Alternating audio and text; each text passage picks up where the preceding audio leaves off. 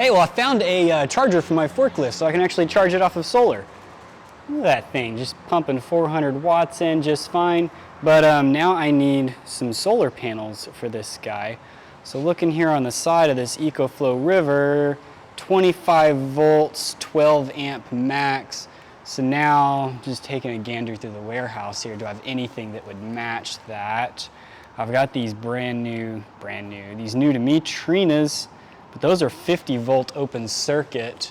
So while it would be great to feed 395 watts into there, that's a little much.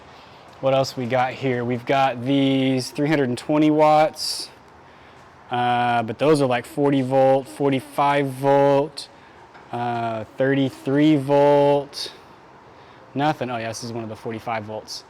I'm just kidding. I knew that I didn't have anything that would be that low, because that would be a 12 volt panel, and I don't deal in 12 volt panels. But let me show you how to modify a residential panel to work with this power station, save some money. So the first thing is choosing a panel, and a lot of times the first thing that I choose is, what's the least expensive one? That's funny. Anyway, this is a 185 watt panel. It's actually a really nice panel. It's a monocrystalline panel. Really nice looking. It's got a 45 volt open circuit to bring that down below 26.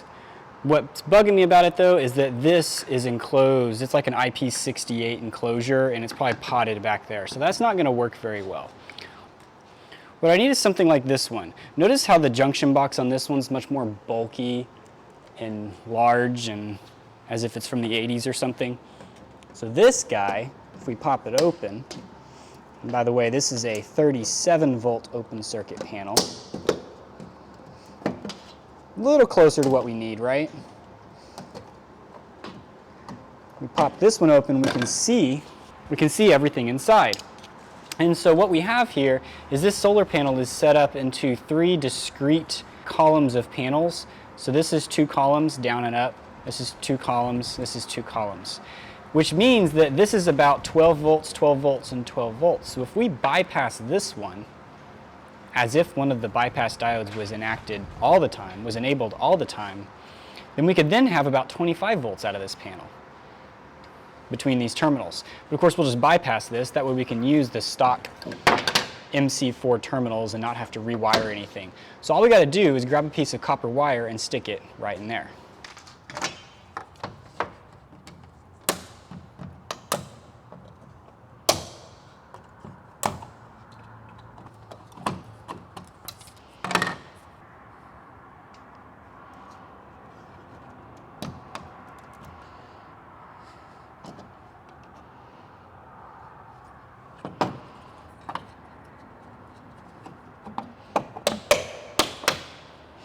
So for parallel, what we do is run branch connectors. Now, we could just run the branch connectors and it would work. But what I have here are also some 15 amp fuses, and this is for the positive end of each panel to plug into. Why do I run fuses? If we look at the specs of the panel, we can see that the short circuit current is 8.4 amps. The max series fuse is 15 amps. So when we have 2 panels in parallel, because when you're in parallel, the current adds, the voltage stays the same, that's going to end up as about 17 amps, which is going to be above our max series fuse rating, which means we need a fuse for each panel, just in case there's a short circuit somewhere. We don't want the panel to burn up because there's 17 amps flowing through it when it's only rated for a max of 15. So we're going to grab another panel, do the same modification to it, and throw these out in the drive here and show that we can get 200 watts into our EcoFlow. All right, so we've got both of our modified panels here. At this point, everything's dummy proof, right? Just run both of your positives into the fuses, and then both of your negatives into this branch connector.